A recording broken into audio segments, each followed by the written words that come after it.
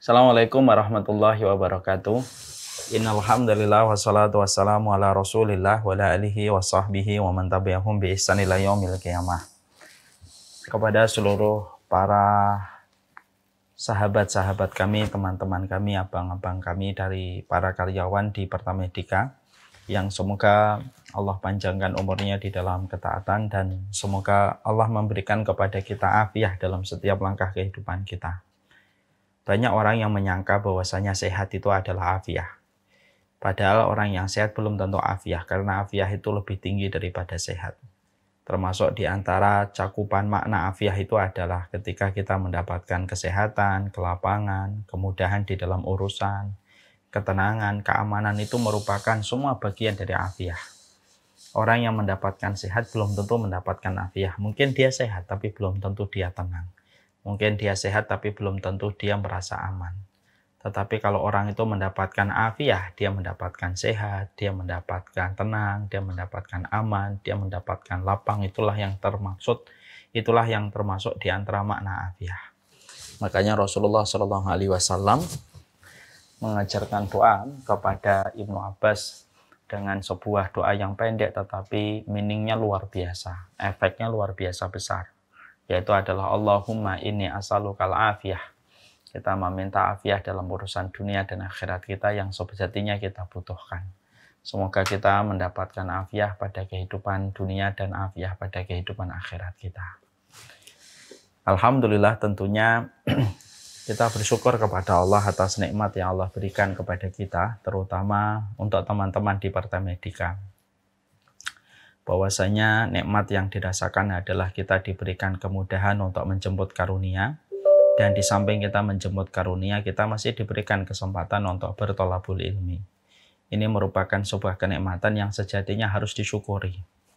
Yang kita kalau tidak sensitif terhadap kenikmatan ini, mungkin kita tidak akan pernah merasa cukup dengan kenikmatan ketika kita diberikan kesempatan untuk bertolabul ilmi atau mencari ilmu. Banyak orang yang mereka bekerja, tapi tidak ada fasilitas untuk mencari ilmu dan tidak ada fasilitas sama sekali untuk bertolabul ilmi. Mereka tidak pernah diberikan kesempatan untuk menghadiri taklim dan menghadiri taman-taman surga. Tetapi Masya Allah ya, di Pertamedika ini ternyata diberikan oleh Allah kesempatan untuk mencari karunia Allah, mendapatkan pekerjaan, memberikan jasa kepada masyarakat dan pelayanan dengan memberikan ikhtiar untuk memberikan kesehatan, tapi juga diberikan kesempatan untuk bertolabul ilmi. Dan ini sebuah kenikmatan besar. Dan kenikmatan ini jangan hilang hanya karena sensitivitas kita terhadap kenikmatan itu sendiri. Maka semoga kita senantiasa bersyukur atas nikmat yang Allah berikan dan semoga ketika kenikmatan ini selalu bermanfaat sebagai investasi ketaatan kita, maka kenikmatan ini tidak akan diambil oleh Allah dan tidak akan dipindahkan oleh Allah. Para ulama itu mengatakan setiap kenikmatan selama digunakan di dalam ketaatan, maka kenikmatan itu akan ditahan oleh Allah berada pada empunya dan tidak dipindahkan oleh Allah kepada yang lain. Semoga Allah senantiasa memberikan kenikmatan ini menjadi investasi ketaatan kita dan supaya menjadi keberkahan di dalam kehidupan kita. Amin insya Allah. Sebelum saya menyampaikan materi, sudah bisa. Sebelum saya menyampaikan materi pada kesempatan hari ini, saya ingin menyampaikan bahwasanya hari ini sudah jatuh pada tanggal 1 di bulan Dzulhijjah. Walaupun terjadi perbedaan di dalam penetapan awal Dzulhijjah, maka saya menyampaikan saya mengikuti kepada patokan dan pedoman pemerintah bersama dengan masyarakat kebanyakan dan mayoritas. Sebagaimana yang disabdakan oleh Rasulullah, Shaumukum yauma yasumun wa fitrikum yauma yasumun wa adhakum yauma tudhahun. Yaitu berpuasalah kalian bersama dengan kebanyakan masyarakat berpuasa, beridul fitri bersama dengan kebanyakan masyarakat beridul fitri, dan beridul adha bersama dengan kebanyakan masyarakat beridul adha. Dan hari ini masuk kepada tanggal 1 bulan Dzulhijjah. Tentunya kita paham ya, kalau sudah masuk kepada tanggal 1 di bulan Dzulhijjah, Maka ini merupakan prime time dari ketaatan kita, dan ibadah kita itu golden time-nya dan prime time-nya terjadi pada waktu di 10 hari yang pertama di bulan Dzulhijjah. Makanya para ulama menerangkan ada 3 waktu yang sangat utama, besar betul kedudukannya di sisi Allah. Yaitu yang pertama 10 hari yang terakhir di bulan Ramadan, yang kedua 10 hari yang pertama di bulan Dzulhijjah, kemudian yang ketiga yaitu adalah 10 hari yang pertama di bulan Muharram. Kalau boleh kita katakan secara histori, Ramadan itu identik dengan Nabi Muhammad, bulan Dzulhijjah itu identik dengan Nabi Ibrahim, dan bulan Muharram itu identik dengan Nabi Musa. Karena Nabi Musa, beliau diselamatkan dari kejaran Fir'aun pada tanggal 10 Muharram, yang kita diperintahkan untuk puasa, dari bentuk kesyukuran kita kepada Allah atas pertolongan yang Allah berikan kepada dakwahnya Nabi Musa.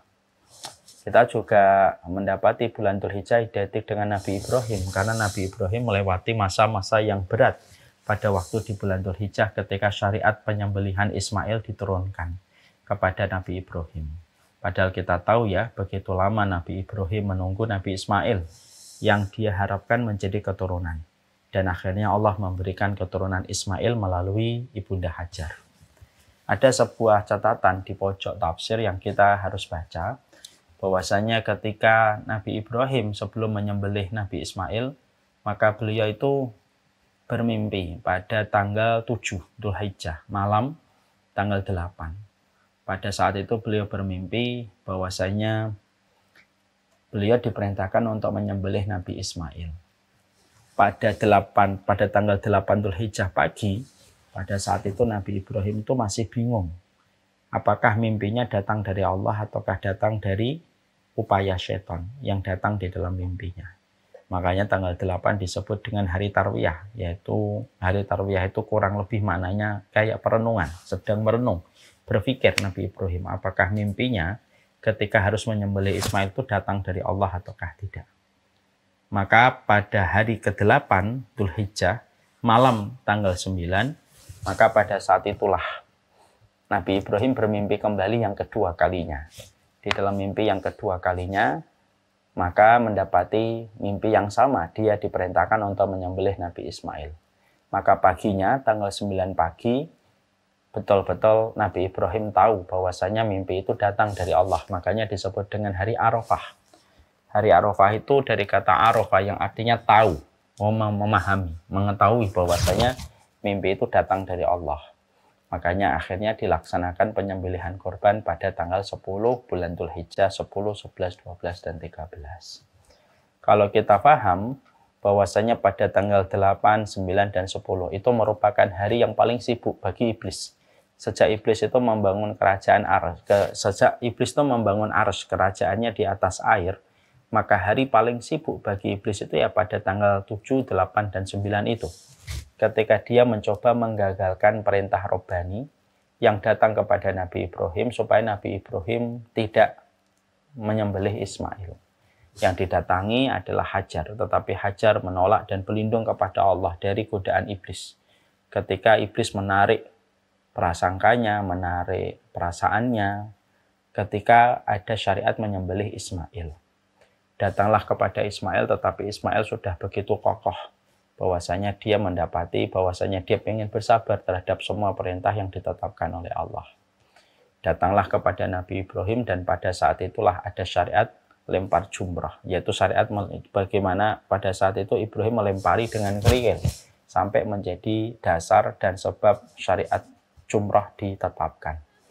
Nah itulah, makanya itu merupakan hari yang luar biasa.